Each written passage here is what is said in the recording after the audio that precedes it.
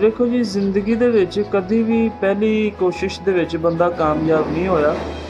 हर बंदे ने पहली बारी कोशिश की, कुछ बंदे कोशिश करते ने, नाकामी मिलती है, उस तो बाद छड़ जाते ने, पिछे स्किप कर जाते। अपनी ज़िंदगी दे विच साबित कदमी रखना, मतलब कि मुसलसल कंसिस्टेंसी जारी रखना, काम रोज़ करना, ਇਹ हर बंदा नहीं करता। तो ਜਿਹੜਾ करता है, यकीन करो इन्ना को फिर अगे जाता है कि दुनिया ਉਹਨੂੰ याद रखती।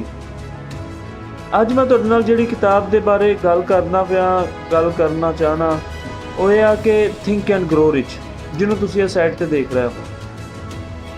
तो देखो, मेरी जिंदगी दे विच एक किताब का बहुत बड़ा असर है, बहुत ज़्यादा। कितना भी कह लो, अगर मेजरमेंट करोगे ना, तो तुहानू पता लगेगा। मैं तुहानू दसना कि ये किताब अगर ना होंदी तो शायद मैं इत्थे ना होंदा, क्योंकि ये किताब ने मेरी सोच जिहड़ी है ना वो तकरीबन चेंज करके रख दी। ਜਦੋਂ मैं आया सा उदों मैं फट्टे ते सा, 3 साल मैं फट्टे ते ही रहा, जिन्नी देर तक ये किताब मेरे हत्थ नहीं लगी।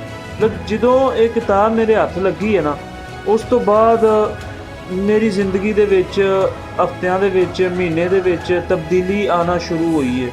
तो हुण इस टाइम अलहमदुलिल्ला, शुक्र अल्लाह पाक दा, अच्छी तब्दीली देखने को मिलती है कि जिहड़ी पहले नहीं सी। जिहड़े पहले 3 साल ने वो एक बारी फट्टे ते ने, तो जिहड़े अगले 3 साल ने उनदे विच मजीद स्ट्रगल है। कि ये किताब कोई एवें नहीं दी। 1937 दे विच नैपोलीयन हिल ने लिखी है कि जिहड़ी अज भी, मतलब एक सदी होवन वाली है, तो अज भी अपने असूल उवें ही इहदे काम आते ने जिवें पहले सी जदों लिखी सी। ये किताब ख्वाहिश नूं यकीन दे विच, ते यकीन नूं मनसूबे दे विच, ते मनसूबे नूं बिल आखिर दौलत दे विच कन्वर्ट कर दिंदी।